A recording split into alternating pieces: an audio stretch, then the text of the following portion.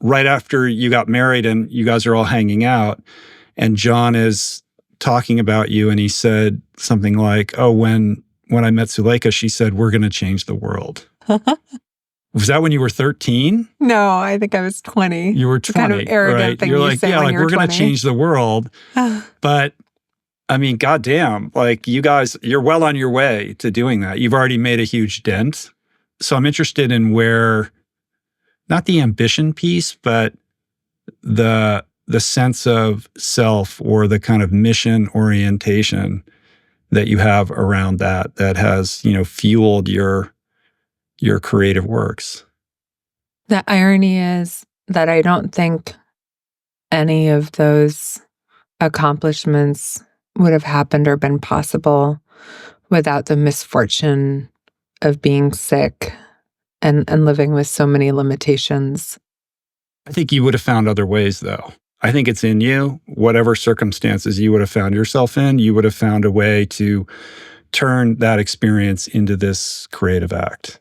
Maybe so, but I also think I was someone who was a striver. I was a good student. I wanted to be a war correspondent, but because of the way that I grew up, I didn't necessarily feel like that was a practical path for me. And so I was also toying with the idea of law school and trying to think about what might be most practical. Yeah, you're a fellow recovering lawyer. Yeah.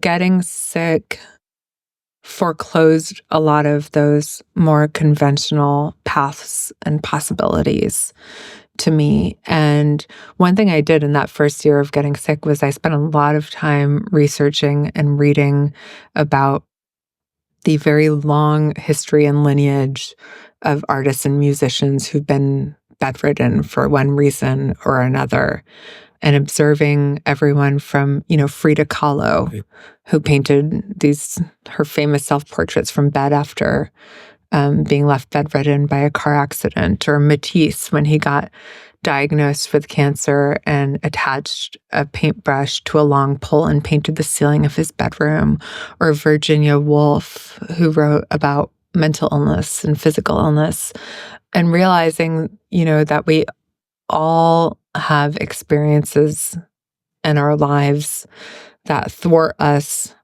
from what we think is our path, or that twist our mind out of the usual rut, and that there's an opportunity within that if you're listening carefully enough, and if you're able to make space for it, to see what emerges. And so I think for me, this experience of dealing with illness and living with these limitations have forced me to do just that, because the alternative would be to stay encased in the trauma of those experiences, and encased by maybe the bitterness or the anger that might come with a sense that whatever's befallen you is unfair.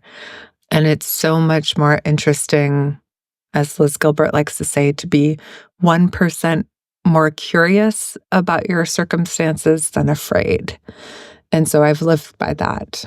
I have ample reason to be afraid, ample reason to live in a safe bubble and not to put myself out there in the various ways I've chosen to do. But it's far more interesting to get curious about them and to figure out how to engage with your limitations and whatever constraints are placed upon you, and to see what you can do within that.